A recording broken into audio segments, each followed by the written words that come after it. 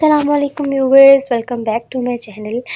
امید کرتی ہوں کہ آپ سب خیریت سے ہوں گے۔ سٹارٹ کرتے ہیں آج کی ایپیسوڈ۔ نیلم کا مرکت از قلم دیبا تبسم، قسط نمبر 4۔ ہاں، آئی تھی 2-3 فیملیز، مگر زیادہ افراد ہونے کی وجہ سے میں نے انکار کر دیا۔ ابرار صاحب نے چائے کی سپ لیتے بات مکمل کی۔ سائقہ اور وہ کارپٹ پر بیٹھی لیپ ٹاپ پر کچھ تصاویر دیکھ رہی تھیں۔ دادو اور ابرار صاحب تخت پر بیٹھے رات کے کھانے کے بعد اب چائے سے لطف اندوز ہو رہے تھے۔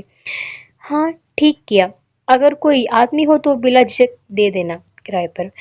اماں کے کہنے پر انہیں فوراً یاد آیا، ہاں آج آئی تھی ایک کال، 2 لڑکے ہیں، کوئی کارخانہ ہے ان کا صابن سرف کا، اس کے لیے ہی مکان چاہیے تاکہ سامان رکھ سکیں، مگر میں نے صرف لڑکے جان کر انکار کر دیا، مناسب نہ لگا اماں۔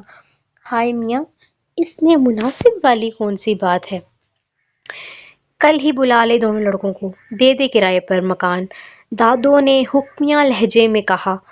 دادو کو بابا جلال نے کہا ہے کہ کرایہ دار لڑکوں کو رکھیں، تب ہی دادو کو یہ بات نامناسب نہیں لگ رہی۔ ابرار صاحب کی الجھن نیلم نے دور کی۔ کون سا بابا اماں؟ وہ کپ ٹرے میں رکھتے پوچھ رہے تھے۔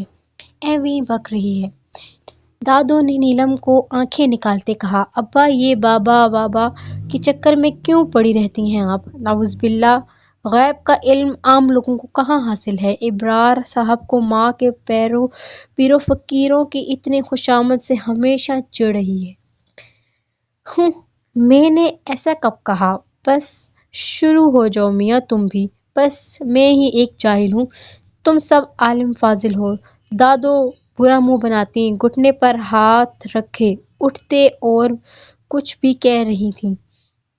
چلی جاؤں گی سویرے ہی اپنے بڑے بیٹے کے گھر، اتنا بھی چھوٹا گھر نہیں ہے اس کا کہ ماں کی جگہ نہ بن سکے۔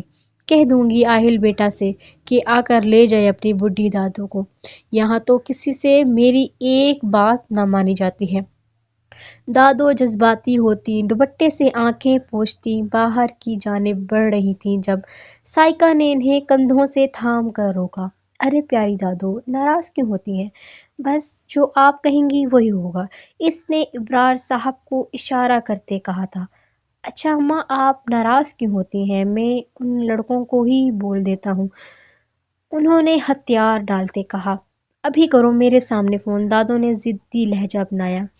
دادو 10 بج رہے ہیں، بھلا یہ کوئی وقت ہے؟ کب سے لاتعلق بیٹھی نیلم نے بیزاری سے کہا۔ چپ کر تو چاہتی ہی یہ ہے کہ بڑھیا جائے اور تو پینٹیں شرٹیں پہن کر میم بن کر نکل جا۔ دادو کی بات پر نیلم کا منہ کھلا کا کھلا رہ گیا۔ سائقہ نے دادو کے پیچھے کھسکتے مسکراہٹ چھپائی۔ اچھا اماں، کرتا ہوں، آپ بچی کو تو نہ جھڑکیں۔ ابرار صاحب نے میز پر فون اٹھایا اور کال ملائی۔ بچی ہوں؟ دادو برا سا منہ بناتی واپس تخت پر بیٹھ گئیں۔ جی انس بیٹا، اتنی رات گئے زحمت دینے کو معذرت چاہتا ہوں، بس یہ تھا کہ کل سے شفٹ ہو جاؤ۔ ہاں، کرایہ وہی ہے، وہی بندے ہونا، چلو ٹھیک ہے۔ انہوں نے خدا حافظ کرتے رابطہ منقطع کر دیا۔ بس ہو گئی آپ کی تسلی، اب جائیں نماز ادا کر لیں، ابرار صاحب نے مسکراتے کہا تو دادو نے بے اختیار ان کی بلائیں لیں۔ ہائے میرا فرمانبردار بیٹا، نیلم نے تلملا کر دادو کو دیکھا، جبکہ وہ اسے چڑھانے کو مسکرائی تھیں۔ سائقہ اور ابرار صاحب نے بھی ان کی مسکراہٹ کا ساتھ دیا تھا۔ ہاں بھائی، کیسا جا رہا ہے؟ کیفیٹیریا میں کافی مگ میں نکالتے 22 سالہ شخص سے ایگل نے سوال کیا۔ خود سٹول کھینچ کر بیٹھ گیا اور پاس پڑے کیک کے ڈبے میں سے کیک پیس اٹھا کر کھانے لگا۔ سب فٹ جا رہا ہے بھائی، پورا کارٹن ختم کر دیا میں نے 4 دن میں۔ لڑکا خباثت سے مسکراتا رازداری سے اس کی جانب جھکتا بولا۔ ارے شویر، تو بڑا کمال کا بندہ نکلا۔ ایگل نے درمیان میں لگے شیڈ کی پرواہ کیے بغیر گردن سے دبوچتے اپنے کندھے سے مس کیا۔ کیفیٹیریا میں ہلکے ہلکے قہقہوں کی آواز گونج رہی تھی۔ چھوڑ بے کمینے، لڑکا غرایا۔ ایگل نے اس کا چہرہ تھوڑی سے پکڑ کر گھماتے چھوڑ دیا۔ ایگل کہکا لگاتے کافی کا مگ اٹھا کر ایک میز کی جانب چل پڑا جہاں تقریباً 5-6 اسٹوڈنٹس بیٹھے خوش گپیوں میں مصروف تھے۔ بڑا سیانہ ہے یہ، اس دھندے میں اگر چند سال اور رہا تو پیسے میں نہا جائے گا۔ کاؤنٹر پر موجود لڑکے نے ایگل کو اسٹوڈنٹ سے فری ہوتے دیکھ کر سوچا۔ وہ ان سب باتوں میں لگا کر جامعہ کی سیکیورٹی کے بارے میں پوچھ چکا تھا اور یہ بھی سوچ چکا تھا کہ اسے جامعہ میں کس طرح گھسنا ہے۔ تم یہاں کیا کر رہے ہو؟ کیفیٹیریا کے پچھلے حصے میں بنے کمرے میں چھوٹے صاحب کو تخت سے ٹیک لگائے بیٹھے پتے کھیلتا دیکھ اس کا دماغ الٹنے لگا۔ تیری مدد کو آیا ہوں جانی۔ وہ خباثت سے مسکرایا تو اس کا پارا اور ہائی ہوا۔ چھوٹے صاحب نے ساتھ بیٹھتے ساتھیوں کو جانے کا اشارہ کر دیا۔ ایگل نے تخت کے پاس پڑی کرسی کو ٹھوکر ماری، وہ کمرے کی بائیں جانب دیوار سے ٹکرا کر نیچے گری اور 2 ٹکڑوں میں بٹ گئی۔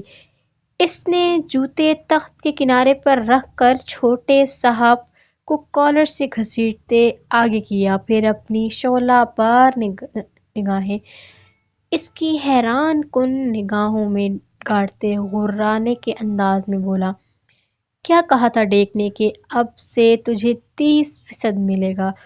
تو میرے کسی کام میں ٹانگ نہیں اڑائے گا؟ تو پھر بلوچستان سے آنے کا مطلب؟ جب تجھے ادھر کا کام دیا ہے تو کیوں پھڈے ڈال رہا ہے؟ کوئی ٹانگ وانگ تڑوا لی تو ساری زندگی پچھتائے گا۔ پنگا کس سے لیا؟ اس نے جھٹکے سے چھوٹے صاحب کا کالر چھوڑ دیا۔ وہ تخت پر منہ کے بل گرا۔ ابھی نکل یہاں سے، نہیں تو تیرا حشر بگاڑ دوں گا۔ ایگل نے انگلی سے باہر کی جانب اشارہ کیا اور وہ سیدھا کھڑا ہو گیا۔ ایگل میں تجھ سے دھندے کے کچھ داؤ پیچ سیکھ۔ چھوٹے صاحب چہرے پر معصومیت سجاتے کہہ رہا تھا۔ چپ کر، زیادہ ہوشیاری کرنے کا نہیں، ہم جان گیا ہے تو جلنے لگا ہے، اب ہمارا کام خراب کرنا چاہ رہا ہے، مگر ہم وہاں سے سوچنا سٹارٹ کرتا ہے جہاں سے تیری سوچ ختم ہوتی ہے۔ چل اب نکل یہاں سے۔ ہوں احسان فراموش۔ چھوٹے صاحب طعنہ دے کر جا چکا تھا۔ ایگل نے پورا کمرہ تلاش کیا کہ کہیں چھوٹے صاحب نے یہاں کوئی منشیات تو نہیں چھپائی۔ جب کچھ نہ ملا تو تھک کر تخت پر ڈھیر ہو گیا۔ او نو، آج تو ہم بہت لیٹ ہو گئے۔ وہ جلدی گیٹ کے پاس پڑے اسٹینڈ پر سے اپنے سینڈلز اٹھا کر پہنتے اس کے اسٹرپس بند کرنے لگی۔ ہلکے آسمانی ڈھیلے ڈھالے کرتے کے ساتھ وائٹ جینز اور دوپٹہ لیے وہ نظر لگ جانے کے حد تک پیاری لگ رہی تھی۔ چوکر اسٹرپس بند کرنے سے پونی ٹیل اگلے کندھے پر شفٹ ہو چکی تھی۔ کروشیے کا سفید ہی بیگ لیے وہ جلدی سے مین گیٹ سے باہر نکلی۔ گیٹ عبور کرتے ابھی اس نے سر اٹھایا بھی نہ تھا جب ایک دیو قامت شخص سے ٹکرائی۔ شخص اسے لگا جسے مرکز سے نیلم نے سر پھوڑ لیا ہو، اتنی سخت جسامت، گویا مقابل کوئی پتھر کا مجسمہ ہو۔ اس کے وائٹ جوگرز میں مقید دایاں پیر اس کی انگلیاں کچل چکا تھا۔ سورج آنکھوں میں سما رہا تھا، تبھی وہ مقابل کا چہرہ نہ دیکھ پائی۔ اس کی شہد رنگ زلفیں نارنجی سورج کی روشنی میں اتنی چمکتی لگ رہی تھیں کہ مقابل کی بھی آنکھیں چندھیا گئیں۔ سرخ گلاب کی پگڑی سے ہونٹ اتھ کھلے تھے، ہونٹ کے پاس بیٹھا تل سورج کی تپش پر جھنجھلا رہا تھا۔ مقابل نے اپنا سر تھوڑا آگے کیا، سورج کی روشنی اب اس پر آنا بند ہو چکی تھی۔ نیلم نے سرخ ہوتی ناک پر ہاتھ دھرے چہرہ اٹھایا۔ مقابل کی اٹھان غضب کی تھی۔ اس کے پیروں کے پاس ایک کارٹن الٹا پڑا تھا، یقیناً وہ اس سے ٹکرانے کے نتیجے میں ہوا تھا جس میں نیلے پیکٹس جا بجا بکھرے تھے۔ مقابل کی جسامت ایسی تھی جیسے بلیک بیلٹ چیمپئن رہ چکا ہو۔ فوجی کٹ سیاہ سلکی بال سورج کی شعاعوں میں چمکتے اور بھی حسین لگ رہے تھے۔ بلیک ٹائٹ ہاف سلیو کی شرٹ اور بلیک جین میں خاصاً ہینڈسم دکھ رہا تھا۔ کشش تھی کہ نیلم وہیں جمی اس شخص کو چند پل دیکھتی رہی۔ عجیب سی مقناطیسی ٹائیگر، اسی کا ہم عمر تھا وہ جو وین سے کارٹن نکال رہا تھا۔ اس نے مصروف انداز میں ٹائیگر کو پکارا۔ ٹائیگر پیکٹس اکٹھے کرتے ٹائیگر تک بآسانی پہنچ چکی تھی۔ Any problem? نیلم کو جوں کا توں مجسمہ بنے دیکھ وہ ڈھیروں شکنوں کا جال اپنی کشانہ پیشانی پر سجاتا بولا، واؤ پرابلم؟ مذاق اڑاتا انداز، ہمارا پیر کچل کر رکھ دیا آپ نے اور کہہ رہے ہیں اینی پرابلم؟ 5 منٹ اور لیٹ کر دیا۔ نازک سی کلائی پر سفید بیلٹ والی گھڑی کی جانب دیکھ کر وہ نخوت سے بولی۔ ٹائیگر کا کام وہیں چھوڑ کر اس کے مقابل آ کھڑا ہوا۔ ایکسکیوز می، ٹکرایا میں نہیں آپ تھیں، تو اپنے وقت کے ضیاع کی ذمہ دار بھی آپ ہی ہیں میم۔ وہ میم کو چباتے ہوئے بولا، اینیمل نیم ایسے ہی نہیں رکھا آپ کا؟ ظاہر ہے اگر انسانوں والے ایگرز ہوتے تو کوئی ڈھنگ کا نام بھی ہوتا نا۔ نیلم نے اس کے نام پر طنز کیا، میرا نام اسنیک الفابیٹ بیکٹیریا، جو مرضی ہو، آپ کو اس سے کوئی فرق نہیں ہونا چاہیے، اور جہاں تک معذرت کی بات ہے تو غلطی آپ کی تھی۔ وہ بھی تڑک کر بولا، آپ؟ نیلم نے تلملا کر کچھ کہنا چاہا مگر انس نے آ کر اپنی ہی شروع کر دی، اوہ میں بھی کچھ کہوں؟ اتنی دیر سے جناب جواب کیوں نہیں دے رہے؟ اب پتہ چلا مصروفیات کی وجہ، وہ دانت نکالتے کہہ رہا تھا، ٹائیگر کے گھورنے پر بھی مجال ہے جو اس کی بتی سی بند ہوئی ہو۔ بہت شوق ہے آپ کے ساتھی کو لمبی بات چیت کرنے کا، چنگم کی طرح بات کو کھینچ کھینچ کر لمبا کرنے کا، خوبصورت لڑکیوں کو ٹکر مارنے کا، اور پھر تھرڈ کلاس ایٹیٹیوڈ شو کرنے کا۔ بلیک بیئر، کالا بھالو۔ نیلم کا پارا ہائی ہو چکا تھا۔ ویسے بھی اپنے غیر معمولی حسن کی بنا پر وہ لوگوں کو جھاڑنے میں لمحہ نہ لگاتی تھی۔ انس نے مصنوعی کھی کرتے چہرہ موڑ لیا، کلیور فاکس، چالاک لومڑی، اس نے بھی حساب برابر کیا۔ ہا ہا۔ اب کی بار انس کا قہقہ بے اختیار تھا۔ پہلی بار کسی لڑکے نے اس کی انسلٹ کی تھی۔ خفت کے مارے اس کا چہرہ سرخ ہوا۔ اینی ویز، ہائی ینگ لیڈی، مائی نیم از انس مہر۔ انس نے مسکراتے ہوئے شرارتاً ہاتھ آگے بڑھایا تھا۔ وہ غضیلی نظروں سے دونوں کو گھورتی ٹائیگر کے جوگرز کے پاس پڑے کارٹن کو ایک لات رسید کرتی نکل گئی۔ سارے پیکٹس پھر بکھر چکے تھے۔ ٹائیگر نے تن فن کرتی نیلم کو جاتے دیکھا، یہاں تک کہ وہ موڑ کاٹ چکی تھی۔ ٹائیگر حسینہ گئی، واپس لوٹ آؤ۔ انس کے لہجے میں اب بھی شرارت تھی، یہ حسینہ ڈائن بنتے وقت نہیں لگائے گی۔ ٹائیگر چل کر بولا، اول دوبارہ پیکٹس سمیٹنے لگا۔ انس مہر کے قہقہے اب بھی ابرار صاحب کے ساتھ والے مکان میں گونج رہے تھے۔ Eagle, is everything okay? ڈیک نے بلوٹوتھ ایئر فون سے دوسری جانب آرام دہ تخت پر لیٹے سگریٹ پھونکتے ایگل سے کہا، ساتھ ہی وہ کیفے ٹیریا کے پچھلے حصے میں نصب کیمرے سے اسے ملاحظہ کر رہا تھا۔ کیا جی؟ انگریزی کا ایک بھی حرف اس کے پلے نہ پڑا۔ وہ اٹھ کر بیٹھ چکا تھا۔ آئی مین، اوہ میرا مطلب ہے کہ سب ٹھیک ہے؟ ڈیک نے دوسرے لیپ ٹاپ پر ای میل ٹائپ کرتے مصروف انداز میں پوچھا۔ جی سب ٹھیک ہے، مگر آپ کیوں پوچھ رہے ہیں؟ کیا مطلب؟ پولیس ریڈ پر آئی تھی آج 2 گھنٹے پہلے، تم کہاں تھی؟ اور کیفیٹیریا سے کچھ بھی نہیں نکلا؟ ڈرگز کہاں تھی؟ تیزی سے ٹائپنگ کرتی انگلیاں رک گئی تھیں۔ میں تو جامعہ گیا تھا اسی سلسلے میں، مگر پولیس کو یہاں سے کچھ نہیں مل سکا۔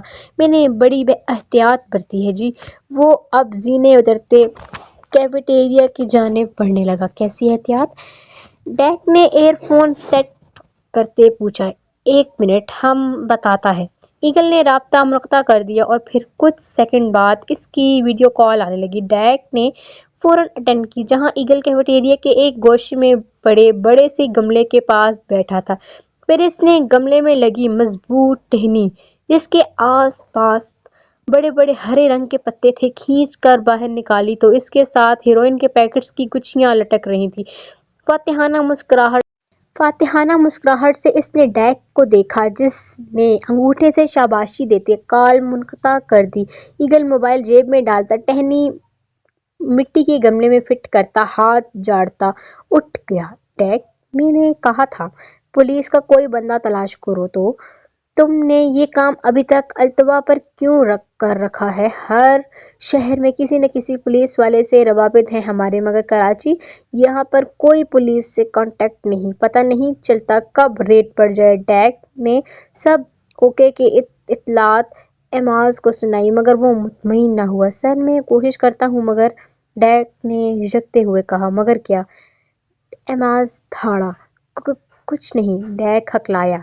तो दफा हो जाओ यहाँ से और काम मुकम्मल करो। किसी भी तरह ब्लैक मेलिंग के लिए एक वीडियो बनाओ और फंसा लो बंदे को। जब पैसा आता नजर आए तो अच्छों की ईमानदारी की कश्ती डूब जाती है।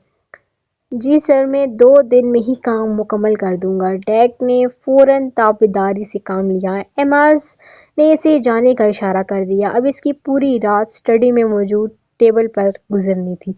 सारी लोकेशंस तब्दील करने में कुछ वक्त तो दरकार था। अब ये 7 वाले घर में कौन आया है? नीलम ने कुतुबबीनी करती साइका से पूछा। आपी? साइका को दीवाने गालिब में मगन देखकर नीलम ने झंझोड़ा। क्या है? साइका को खा जाने वाली नजर से उसने देखा। 7 वाले मकान में कौन आया है? नीलम ने राजदारी से दरियाफ्त किया। 2 लड़के हैं, तुम्हें क्या तकलीफ है? वो दबी दबी आवाज में हो रही। मुताले के दौरान कोई इसे डिस्टर्ब करे इसे पसंद ना था। लड़कों के नाम नहीं पता आपको? नीलम ने झिझक कर पूछा तो साइका ने भौहें सकेड़ी। खैरियत है ना गुड़िया? इसकी नजरें जांचती हुई थी। वो हम ऐसे ही पूछ रहे थे। इसने सेल फोन को हैंड फ्री लगाते आम अंदाज में पूछा, मगर साइका की काबिल निगाहें सब जांच लेती थीं। अनस और दूसरा इसका दोस्त टाइगर कहता है। दादों ने तुम्हारे जाने के बाद शाम की चाय पर बुलाया दोनों को। साइका किताब का सफ़ा मोड़कर उंगली रखते किताब को बंद कर चुकी थी।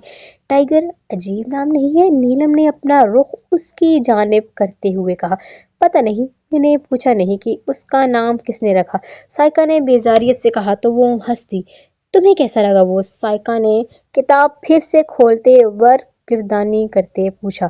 साथ तिरछी निगाह से नीलम को देखा जो होंक बनी इसे ही तक रही थी। साइका के मुस्कुराने पर पास पड़ा कुशन रसीद किया। बहुत बुरी हैं आप, वो छेप सी गई।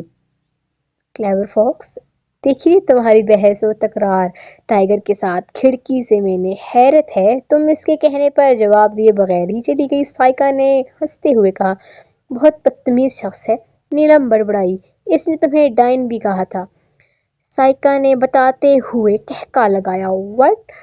खुद क्या है? आया बड़ा Fawad Khan the black bear. वो जल ही तो गई थी। अच्छा गुड़िया, उससे थूक दो। हर किसी के मुख्तलिफ नेचर होती है। इसने गोया बात खत्म की। जब तक वो चुप रहा तब तक बड़ा कोई डैशिंग और हैंडसम लगा, और जब इसने मुंह खोला तो हमें वो कोई मुनासिब लफ्ज तलाश कर रही थी। जब साइका बोली, जहर लगा। छोड़ें आप गालिब की मोहब्बत की दास्तान पढ़ें, मगर वो अभी तक बिगड़ी हुई थी। मोहब्बत की दास्तान नहीं, ये अशार है। साइका ने मुस्कुराते हुए किताब खोल ली। नीलम इसके बराबर ही सीधी लेट गई। अभी आंखें मूंदी ही थीं कि सूरज की रोशनी आगे आता कोई चेहरा आंखों में समाया। उफ, क्या मुसीबत है। वो झुंझला कर उठ बैठी। आप ही बंद करें इसे और लाइट भी बंद करें। अल्लाह, चुप करो। इतना जबरदस्त शेर है। क्या खूब कहा है मिर्जा असदुल्ला खान गालिब ने। इश्क पर जोर नहीं है, ये वो आतिश गुलाब है कि लगाई ना लगी और बुझाई ना मुझे। ये इश्क मोहब्बत क्या है? मतलब किसी फीलिंग्स आती हैं कोई एक मोहब्बत पर तो कोई 6 दीवान लिख डालता है। नीलम उलझते हुए बोली। मोहब्बत, इसने जेरे लब दोहराया। پرسٹیٹک پلانٹ کی مانند ہوتی ہے، بڑی مفت خور ہوتی ہے، خود سے پروان نہیں چڑھتی بلکہ محبت تو آپ سے لپٹنے کو بےتاب رہتی ہے، اپنے پنجے آپ کی روح تک میں گاڑ لیتی ہے، اس کی تمام غذائیت اگر نچوڑ کر اپنے اندر داخل کر لے تب ہی وہ تر و تازہ رہتی ہے، جیتی ہے۔ اگر آپ یہ چاہتے ہو کہ آپ کی روح بھی حشاش بشاش رہے اور محبت بھی کھلتا گلاب ہو تو یہ ممکن نہیں۔ محبت بڑی عجیب ہے، یہ ریاضی کے سوال کی مانند ہے، یا تو پورے مارکس آئیں گے یا تو صفر، اس میں سٹیپس کے مارکس نہیں ملتے، اس میں یا تو وفا ملتی ہے یا بے وفائی، خوشیاں یا غم، دکھ یا سکھ، دھوپ یا چھاؤں، ہنسی یا نمی، اعتبار یا دھوکہ، روشنی یا اندھیرا، ان سب کے درمیان کچھ نہیں ملتا۔ محبت دل کا سکون ہے یا روح کی بے چینی، محبت سمندر کی لہریں یا صحرا کی ریت، محبت گلاب کی نرماہٹ یا کیکٹس کے کانٹوں کی چبھن، اس کی ڈیفینیشن تو آج تک کوئی نہیں بتا سکا۔ محبت تو جوا ہے، یا تو سب پالو یا سب گوا دو، محبت کی صحیح کانسلیشن کوئی نہیں کر سکا۔ عشق تجربہ جو بھی کرتا ہے ہر بار مختلف ہی نتیجہ آتا ہے۔ کوئی ابھی وہ عشق کی تعریف بتاتی مگر نیلم ٹوک گئی۔ آپ کی یہ شاعرانہ باتیں میری سمجھ سے بالاتر ہیں۔ وہ دوبارہ لیٹ چکی تھی، ڈیفینیشن سننا چاہ رہی تھی تو معذرت میں اب یہ تو کہنے سے رہی کہ اب تم مجھ سے بالی ووڈ والی محبت میں محبوب ہی ڈرائیور نظر آنے لگا ہے، وہی خانساموں، وہی درزی، وہی کچرے والا، تو وہی بس بس۔ اچھا اگر آنکھیں بند کرنے سے کوئی بار بار نظر آئے تو؟ اس نے تو کو لمبا کھینچا، گول ہونٹ کیے۔ تو یہ کہ آپ نے اسے زیادہ ہی سر پر سوار کر لیا ہے، سائیکا نے کہا۔ اوہ تھینک گاڈ۔ وہ لمبی تشکرانہ سانس کھینچتی چادر اوڑھ کر لیٹ چکی تھی۔ عجیب ہو گڑیا تم بھی، سائیکا نے مسکراتے ہوئے سر جھٹکا اور خود بھی کتاب بند کر کے لیٹ گئی۔ شہر قائد میں کسی سیاسی لیڈر کا جلسہ تھا جہاں پولیس اور رینجر کی بھاری نفری تعینات کی گئی تھی۔ سیکیورٹی کے اس انتظام میں اے ایس پی آہل کا بھی ایک اہم کردار تھا، جو کہ جلسہ رات 3 ساڑھے 3 تک چلتا تھا تو وہ تقریباً فجر کے وقت ہی فارغ ہوا تھا۔ ابھی بھی اسے تھانے کا چکر لگانے جانا تھا۔ سنسان سڑک، آس پاس ریگستانی پودے اگے ہوئے تھے، جھاڑیاں اونچی نیچی پگڈنڈیاں۔ وہ اتنی تھکن کے باوجود پچھلے 1 گھنٹے سے ڈرائیو کر رہا تھا۔ سڑک سیدھی اور کافی طویل تھی۔ جب اسے دور سے ہی ایک جیپ کے پاس ایک گورا اونچا لمبا نوجوان گرے شرٹ اور سفید جینز میں کھڑا نظر آیا، اس کی جیپ جیسے ہی اس کے پاس سے گزری اس نے رکنے کا اشارہ کیا۔ وہ پولیس میں تھا، ٹریننگ بھی اچھی تھی، خطروں سے کھیلنا بھی جانتا تھا، گن بھی تھی اور اپنے اوپر مکمل اعتماد بھی۔ اسی اعتماد کی بنا پر وہ جیپ روک چکا تھا۔ السلام علیکم سر، نیلی آنکھوں والا شخص اس کی جانب جھکتے مصافحہ کرنے کے لیے ہاتھ بڑھاتے بولا۔ وعلیکم السلام، آہل نے شیڈز اتارتے کہا، البتہ ایک ہاتھ ایسے ہی اسٹیئرنگ پر دھرا تھا جس میں پہنی رسٹ واچ 5:20 بجا رہی تھی۔ سر آپ کی تھوڑی مدد درکار ہے، اگر آپ کو زحمت نہ ہو تو، ڈیک نے تھوڑی بلند آواز میں کہا۔ جی کیا مدد کر سکتا ہوں میں آپ کی؟ آہل کے دماغ میں ابھی بھی ڈیک کو لے کر خطرے کے سائرن بج رہے تھے۔ سر میری جیپ خراب ہو گئی ہے، اس میں چند کارٹن کے ڈبے ہیں، اگر میں وہ آپ کی جیپ میں منتقل کر دوں تو لوڈ کم ہونے سے شاید یہ سٹارٹ ہو جائے۔ مجھے بہت دور تک سفر کرنا ہے، اگر آپ مدد کر دیں تو احسان ہوگا آپ کا۔ وہ مسلسل مسکراتے ہوئے بول رہا تھا۔ پلیز سر، آہل نے اس کی سوچ کو غرق کرتے ہوئے کہا۔ اوکے بٹ ذرا جلدی کرنا، وہ باہر نکلتے کہہ رہا تھا مگر پولیس وردی میں ملبوس وہ کافی تھکا تھکا نظر آ رہا تھا۔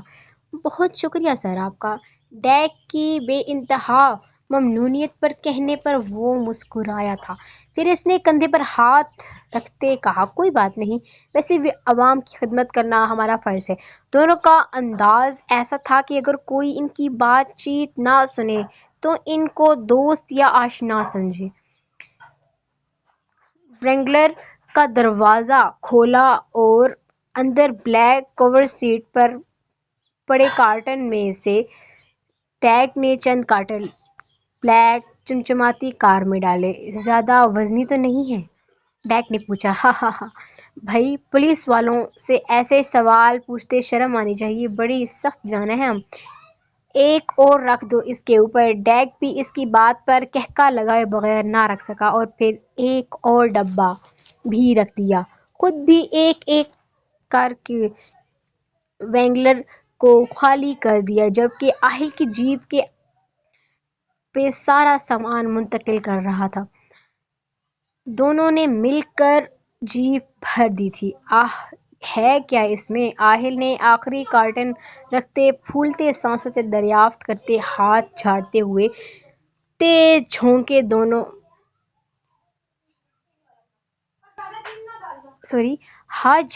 کہا۔ تیز جھونکے دونوں نفوذ سے ٹکراتے گزر رہے تھے۔ ریت ابھی بھی اڑ رہی تھی۔ خود ہی دیکھ لیں، ڈیک مسکرایا۔ آہل نے جیپ کے کنارے کے پاس گھٹنا موڑ کر ٹکاتے اس پر کارٹن رکھ کر کرسی کا ایک کونا کھینچا۔ کارٹن کھل چکا تھا۔ ایک گتے کے ٹکڑے کو ہٹایا تو اس کی آنکھیں پھٹ پڑیں۔ اندر اسلحہ تھا، بھاری بھی لاتعداد بھی، مطلب اس کا دماغ صحیح سائن دے رہا تھا۔ کیا ہوا A S P Aahil? Deck نے اپنے ہاتھ میں پکڑی پسٹل لہراتے اس کی جیپ کے آخری سرے پر اچھل کر بیٹھتے ٹانگیں لٹکاتے پوچھا۔ یکایک بھاری بوٹوں کی آواز قریب آنے لگی۔ آہل نے مڑ کر دیکھا۔ سیاہ لباس میں موجود، چہرہ ڈھکے 15-16 افراد، لمبے قد و قامت کے مالک، بھاری رائفلز ہاتھوں میں دستانے۔ آہل نے جیب کھنگالی، گن غائب تھی، موبائل جیب میں آگے پڑا تھا۔ یقیناً وہ بھی وہاں نہیں ہوگا، وہ بہت برا پھنس چکا تھا۔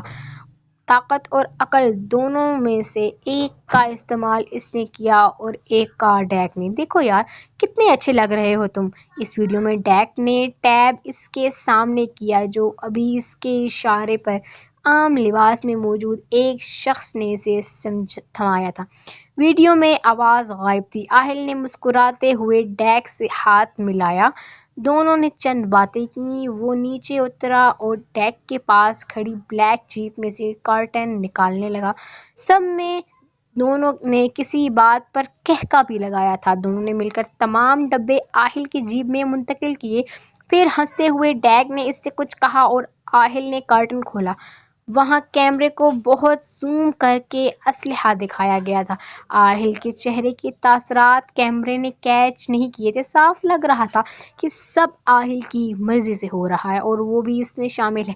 اے ایس پی آہل نے اسلحہ منتقل کرنے میں ہماری مدد کر کے خود کو عوام کا سچا خدمتگار ثابت کر دیا۔ واہ، کیا ہیڈ لائن ہے! ڈیک کا کہکا سنسان سڑک پر گونجتا واپس پلٹا تھا۔ اوہ مائی گاڈ! اے ایس پی صاحب کا چہرہ تو لال ٹماٹر ہو گیا۔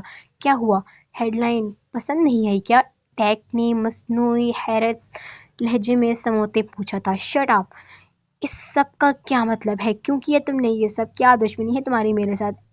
آہل نے دبے دبے لہجے میں غراتے ہوئے کہا۔ دشمنی؟ میں تو دوستی کا ہاتھ بڑھانے آیا ہوں، ڈیک نے آگے جھکتے پسٹل گھماتے کہا۔ بات کو گھماؤ نہیں، آہل نے ضبط سے سرخ پڑتے چہرے کے ساتھ ڈپٹنے کے انداز میں بولا۔ سب بتاتے ہیں یار، غصہ کیوں ہوتے ہو؟ کچھ خاطر تواضع تو بنتی ہے نا تمہاری۔ اس سے پہلے کہ آہل اس کی بات پر کوئی رد عمل کرتا، اس کے اشارے پر دو گن مین اس کے گھٹنے پر رکھے کارٹن کو اوپر اٹھا کر واپس جیپ میں ڈالتے دھکیل چکے تھے۔ آہل کو پہلی بار احساس ہوا کہ وہ جس محکمے سے ہے، اسے ڈیک سے منسلک کھیل میں نہیں آنا چاہیے تھا۔ ایک چھوٹی سی بے وقوفی کی بنا پر وہ نہ جانے کس مصیبت سے دوچار ہونے والا تھا۔ باقی تمام گاڑیاں بھی اسلحے سے لیس افراد سے بھر چکی تھیں۔ آگے پیچھے سیدھ میں چلتی وہ سڑک پر تیز رفتار سے دوڑنے لگیں۔ آہل کی آنکھوں پر کالے رنگ کی پٹی بندھ گئی تھی۔ آپ ہی یہ ساتھ والے گھر میں تو ہر وقت اتنی خاموشی چھائی رہتی ہے کہ مجھے گمان گزرتا ہے جیسے کوئی بھی نہ رہتا ہو وہاں۔ نیلم نے کچن میں رکھے فریج سے پھلوں کی ٹوکری نکالتے کہا، 2 بندے تو ہیں، وہ بھی جوان سمجھدار بچے تھوڑی نہ ہیں جو جن کے رونے کی آوازیں آئیں گی۔ سائیکا نے مسکراتے ہوئے جواب دیا، مجھے یہ بتاؤ تمہیں اتنا تجسس کیوں ہو رہا ہے نئے کرداروں کا؟ سائیکا نے آئی برو اچکاتے پوچھا۔ آپ ہی غلطی ابزرویشن اور کچھ نہیں۔ اس نے ناک سے مکھی اڑائی۔ اوہو، ابھی پھل کیوں کاٹ رہی ہو؟ بس بن گیا پلاؤ، رائتا بھی بنا لیا، تم سلاد بناؤ، بس میں کھانا لگاتی ہوں۔ سائیکا نے اسے سیب کاٹتے ٹوکا تھا۔ ارے سائیکا، میرے بچے، کتنا وقت لگے گا؟ بچے بیچارے بھوکے بیٹھے ہوں گے۔ کہا بھی تھا میں نے، جلدی ہاتھ چلا۔ دادو لاٹھی گھسیٹتے کچن میں داخل ہوتے شروع ہو چکی تھیں۔ دادو بس بن گیا، سائیکا نے دم پر رکھے پلاؤ کی نیچے آنچ کم کرتے ہوئے کہا۔ کون سے بچے دادو؟ یہ نیلم ابرار تھی۔ تجھ سے مطلب؟ دادو نہ جانے اس سے اب کس بات پر خفا تھیں دادو؟ نیلم چیخی۔ چپ کر، دادو نے جھٹکا تھا۔ میں نہیں بنا رہی کوئی سلاد۔ وہ پیر پٹکتی، یہ جا وہ جا، یہ سکھایا ہے تو نے؟ اور ابرار نے اسے جائے گی اگلے گھر تو ناک کٹوائے گی۔ دادو ہاتھ ہلا ہلا کر جذباتی انداز میں گویا ہوئی۔ ناک ہی نہیں، آپ کے ہاتھ پیر کان سب کٹواؤں گی اگلے پچھلے گھر جا کر۔ وہ دادو کو چڑھانے کے لیے بآواز بلند ڈرائنگ روم سے چیخ رہی تھی۔ کمبخت آ گیا ہے دم کے پرسوں آئے گا۔ جی جی دادو، بس آ گیا۔ نکال دے ایک ڈبے میں، دادو نے حکم دیا اور پھر باہر نکل گئیں۔ گھنٹی کی آواز بھی اسی وقت آنے لگی۔ بیٹا، بڑی زحمت دی تمہیں۔ دادو نے ٹائیگر کے ہاتھ سے خاکی رنگ کا لفافہ لیا جس میں ان کی دوائیں تھیں۔ نہیں دادو، ایسی کوئی بات نہیں، بس انکل جلدی میں تھے تو میں نے کہا میں لا دیتا ہوں، اپنا خیال رکھا کریں، میں چلتا ہوں۔ وہ دروازے میں ہی کھڑے کھڑے کہہ رہا تھا، ارے ایسے کیسے؟ پلاؤ بنا ہے، بچیوں نے بنایا ہے، تمہارے اور انس بیٹا کے لیے نکال رکھا ہے، اندر آؤ، لے جاؤ۔ بھائی بڑا ذائقہ ہے میری سائیکا کے ہاتھوں میں۔ دادو دوپٹہ درست کرتی اسے اندر آنے کو راستہ دینے لگیں۔ آپ بلا وجہ تکلیف کر رہی ہیں، وہ خفیف سا کہہ رہا تھا۔ نیلم نے کھڑکے کی آواز پر کھڑکی سے جھانکا تھا۔ دادو کو دروازے میں کھڑے کسی سے بات کرتے دیکھ کر وہ اچھل اچھل کر مقابل کو دیکھنے کا جتن کر رہی تھی جب وہ اندر چلا آیا۔ تشریف لائے ہیں بلیک بیئر خود کلامی کے انداز میں کہتے اس نے سفید شرٹ پر جینز کی جیکٹ پہنی اور سلیوز رول کیے دادو سے بات کرتے ٹائیگر کو دیکھا۔ بلا کی کشش تھی اس بندے میں، اور جب بولتا تو بس ہلتے ہونٹ ہی نظر آتے تھے، سماعت تو گویا بہری ہو جاتی تھی۔ یہ نیلم کی رائے تھی۔ ببل چباتے اس کا غبارہ پھلاتے ہوئے اسے ہی دیکھ رہے تھے۔ اس نے نظروں کی تپش محسوس کر کے ہی شاید اوپر کی جانب دیکھا تھا جہاں وہ کھلی زلفیں لیے چنگم کے غبارے پھوڑتے اسے ہی ہلکے سبز کانچ میں سمائے کھڑی تھی۔ ٹائیگر کے گھورنے پر ڈٹائی سے ہاتھ ہلاتے ہیلو کا اشارہ دیا۔ اتنی گرم جوشی تھی اس کے انداز میں جیسے وہ اس کے مامے کا پتر ہو۔ ٹائیگر نے کلس کر سر جھٹکا اور پھر دادو کو دیکھا جو ایک سفید رنگ کا ڈبہ اسے پکڑا کر مسکراتے ہوئے کچھ کہہ رہی تھی۔ اس کے سر پر اونچے ہو کر پیار دینے لگیں، پھر جالی کے دروازے سے اندر چلی گئیں۔ نیلم نے کھڑکی میں چھوٹا سا گملہ اٹھا کر کانی آنکھ سے ٹائیگر کے سر کا نشانہ لیا۔ Sorry black beer. چیونگم کا غبارہ پھوڑتے اس نے گملہ چھوڑ دیا جسے کمال مہارت سے بغیر اوپر دیکھے ہی وہ کیچ کر چکا تھا۔ نیلم نے تو ہاتھ منہ پر رکھے حیرت سے اسے دیکھا۔ ٹائیگر کے ماتھے پر ان گنت سلوٹیں ابھری تھیں۔ گملے کو پوری قوت سے زمین پر دے مارا۔ اتنی شدید آواز تھی کہ دوسری منزل پر موجود کھڑکی میں کھڑی نیلم نے بے اختیار کانوں پر ہاتھ رکھے، آنکھیں میچ لیں، اور جب ان گھنیری پلکوں کا آنچل اٹھا تو سامنے سرد تاثرات لیے کھڑے ٹائیگر نے جانے آنکھوں میں اسے کیا باور کروایا تھا کہ پل بھر پہلے کی شوخی اب بالکل مفقود ہو کر رہ گئی۔ پھر وہ رکا نہیں، ٹانگ سے دروازہ کھولتے وہ آندھی طوفان کی طرح باہر نکلا اور دروازے اس سے بھی زیادہ زور سے بند کیے تھے۔ ہائے، یہ آواز کیسی تھی؟ جتنے میں دادو منہ پر ہاتھ رکھ کے ہانپتے ہوئے گراج میں آئیں۔ وہ جا چکا تھا، اوپر کھڑکی کے پردے بھی برابر ہو چکے تھے۔ کیا ہوا ہے آہل کو کھانے پر کیوں نہیں آ رہا؟ اسرار صاحب نے بیگم سے پوچھا۔ تمام افراد نیچے چٹائی بچھائے رات کے کھانے کے لیے بیٹھے تھے، مگر آہل نہ دوپہر میں آیا نہ ہی اب رات کو کھانے میں۔ پتہ نہیں کیا ہو گیا ہے میرے بچے کو، ایک تو نوکری ایسی ہے، کل رات پوری لگا کر آیا، ان منحوسوں کے جلسے ہی ختم نہیں ہوتے۔ اتنا کہا تھا میں نے کہ مت بھرتی کرائیں پولیس میں، ہم غریب ہی اچھے ہیں۔ افسر بنانے کا ارادہ تھا، بھگتیں اب۔ روز کوئی نہ کوئی مسئلہ کھڑا ہوتا ہے۔ مجھے لگتا ہے ٹینشن بہت لینے لگا ہے میرا بچہ۔ وہ ان کی پلیٹ میں دال نکالتے کہہ رہی تھی۔ اچھا فیصلہ ہے اس کا، باپ کا خیال کیا۔ کھیلنے کودنے کے دنوں میں دن رات پڑھائی کی، اپنی تعلیم مکمل کی، اب تو صحیح وقت آیا ہے پھل حاصل کرنے کا۔ کب تک یہ 3 کمرے کی کرائے کے مکان میں زندگی گزاریں گے؟ وہ افسردگی سے کہہ گئے۔ اللہ کا شکر کریں، کم کھائیں حلال کھائیں۔ بیگم کو ان کا غربت کا رونا برا لگا تھا۔ ہاں تو وہ کون سا حرام کما رہا ہے؟ اسرار صاحب کی بات دسترخوان تک آتے آہل کے کانوں میں بھی پڑ چکی تھی۔ اسے کچھ دیر پہلے ایمن اور عائشہ زبردستی اٹھا کر لائی تھیں۔ آؤ بیٹا کھانا کھاؤ، چلو بڑے بھائی کے ساتھ بیٹھ جاؤ۔ شاباش، ماں نے پیار سے کہا تو وہ پھیکا سا مسکراتا ریان کے ساتھ آ بیٹھا، ورنہ حلال لفظ اب تک اس کے کانوں میں گونج رہا تھا۔ کیا ہوا، کوئی پریشانی ہے آہل؟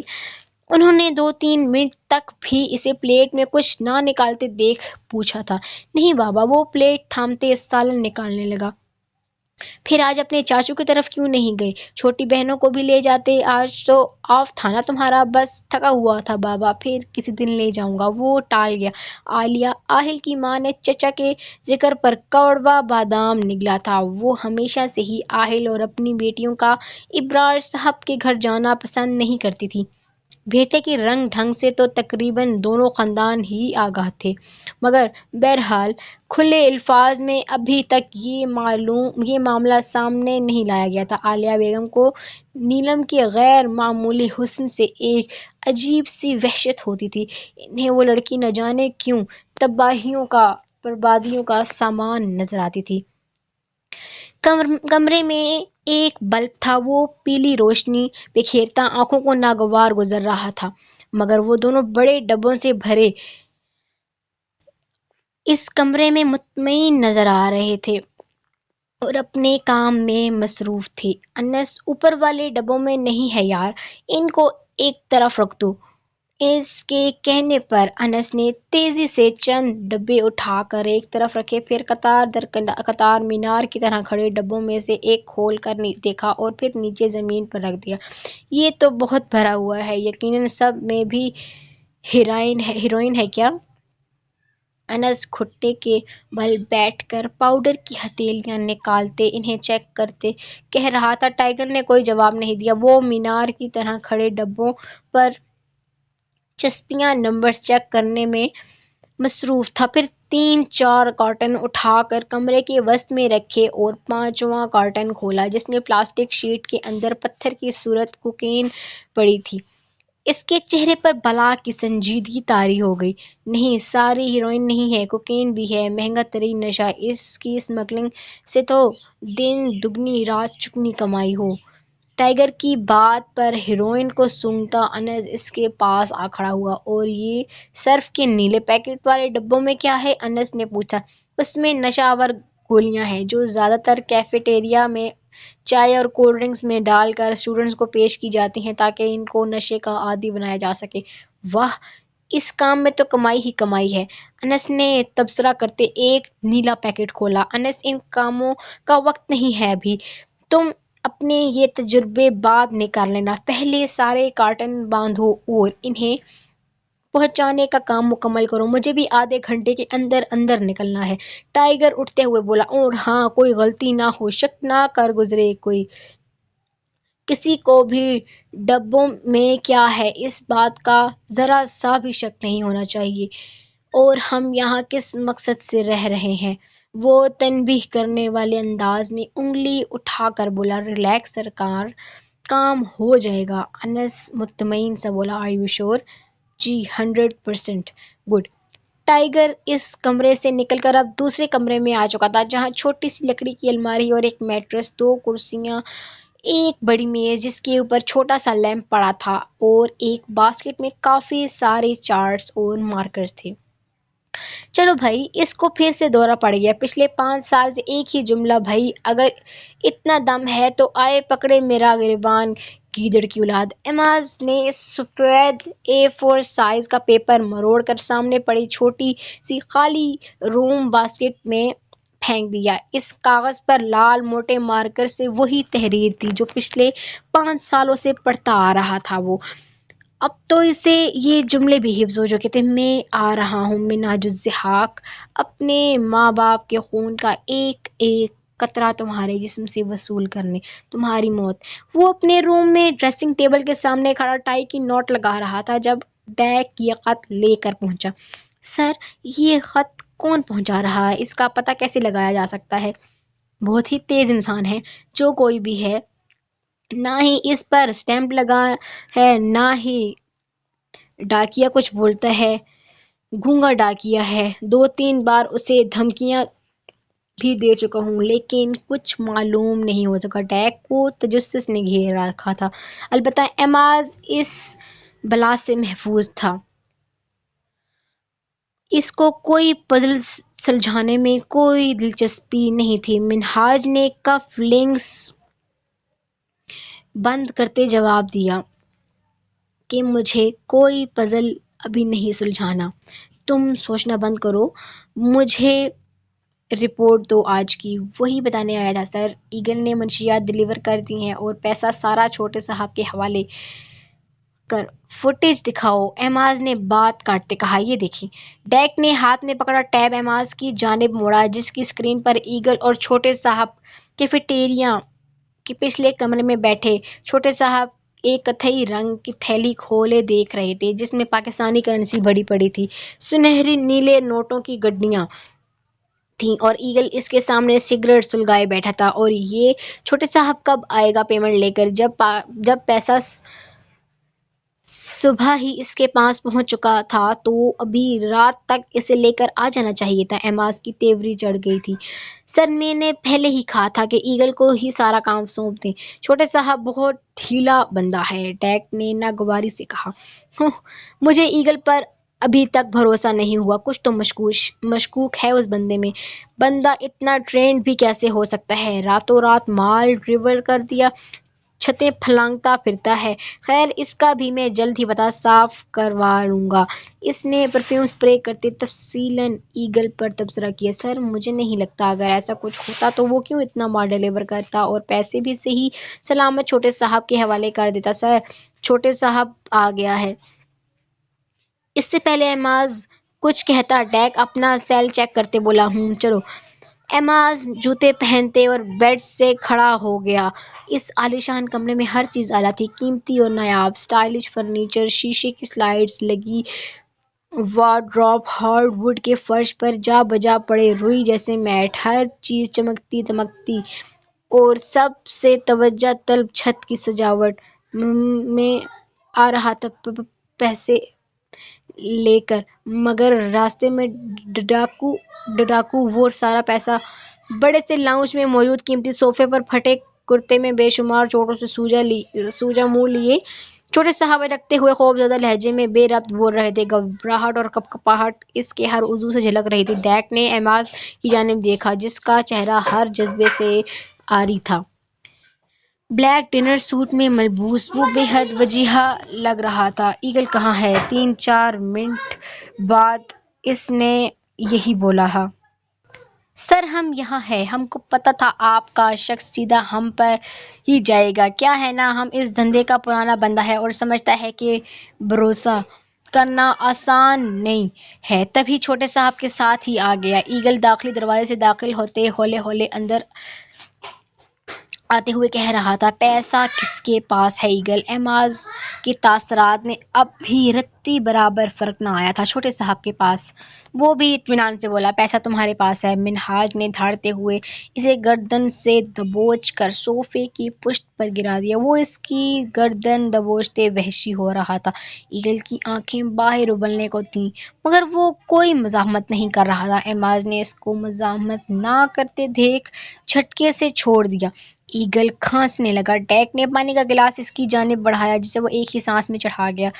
جان لے لے ہماری، تب ہی استاد آپ کو یقین آئے گا کہ ہم اپنے دھندے اور آپ سے مخلص ہیں۔ ایگل نے ہاتھ کی پشت سے گیلے ہونٹ صاف کرتے کہا۔ ایماز نے ایک تیز نظر اس پر ڈالی اور چھوٹے صاحب پر جو اب تک کانپ رہا تھا، پھر راستے میں پڑی شیشے کی میز کو لات رسید کرتا نکل گیا۔ اس غصے میں بھی درجن گارڈز اس کے پیچھے گاڑیاں لے کر نکل چکے تھے۔ گاڑیوں کے نکلنے کی آواز سن کر ڈیک سر تھامے صوفے پر ہی بیٹھ گیا تھا، جبکہ ایگل اور چھوٹے صاحب پریشان کھڑے تھے۔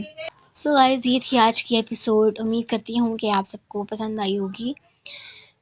کائنڈلی مجھے سپورٹ کیجیے کیونکہ ٹائم نکالنا کافی مشکل ہوتا ہے۔ میرے ایگزامس بھی چل رہے ہیں اور میں ساتھ جو ہے ناول بھی وائس اوور کر رہی ہوں۔ آپ کو پتہ ہے یہ ٹائم کنزیومنگ کام ہے، سو کائنڈلی مجھے سپورٹ کیجیے۔ سو باقی انشاءاللہ کل ملتے ہیں نیکسٹ ایپیسوڈ کے ساتھ۔ اللہ حافظ۔